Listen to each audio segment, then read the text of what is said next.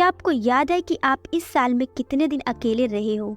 आप कितनी बार कितने घंटे अकेले में एकांत में रहकर अपने बारे में कुछ सोचे हो? जरूर याद होना चाहिए, क्योंकि यही तो वो समय होता है जब हमें हमारे बारे में बहुत कुछ पता चलता है।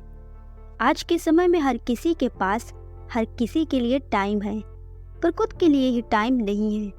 दुनिया के कुछ % लोग हैं जो अपना टाइम पहले खुद को देते हैं, फिर दूसरों को देते हैं, और वही लोग दुनिया में सक्सेस भी होते हैं। दोस्तों, आज की इस वीडियो में हम शांत और अकेले रहने के 4 ऐसे फायदे जानेंगे जो हमारी लाइफ को बदल सकते हैं। Point 1, boost creativity. Friends, Newton जब फिजिक्स के फॉर्मूलाज को बना रहे थे तब वो अकेले ही थे।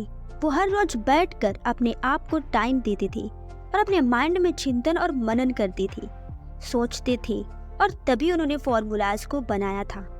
अकेले रहने पर ही हमारी ऊर्जा, हमारी एनर्जी कुछ नया, कुछ क्रिएटिव सोच पाती है। अगर आप कभी भी 10 लोगों के साथ बैठकर कोई आंसर याद करने की कोशिश करोगे तो कभी भी वो आपको नहीं याद होगा, जब तक आप उसे शांत एकांत में बैठकर नहीं याद करते। शांत और चुप रहने से हमारे मन में स्ट्रोंगनेस आती है। हमारा माइंड कुछ क्रिएटिव करता है जो हम कभी भी किसी के साथ रहकर नहीं कर सकते। अकेले रहने से ही हमारी ताकत हमें पता चलती है। Point number 2, increased your focus. आप वो सारे काम जो क्रिएटिव फुल होते हैं उन पर अकेले और शांत रहकर ही फोकस कर सकते हो। कभी भी वो काम सही से नहीं होता है जिसमें हमारा मन नहीं लगता है। हमारा मन किसी भी काम में तभी लगता है जब हम उस काम को करते वक्त अकेले होते हैं। एक आर्टिस्ट जो ड्राइंग करता है वो हमेशा अकेले ही ड्राइंग करता है, क्योंकि उसे पता होता है क्योंकि बिना फोकस के वो कभी भी ड्राइंग को कंप्लीट नहीं कर सकता है। इसीलिए अकेले रहने से हमारा फोकस भी इंक्रीज होता है। Point number 3, self awareness. क्या आपको कभी भी उस रास्ते में टाइम का पता चला है जिस रास्ते में आप अपने दोस्तों के साथ चल रहे होते हो, और वहीं अगर उसी रास्ते में तुम अकेले जाते हो तो वो रास्ता इतना लंबा हो जाता है।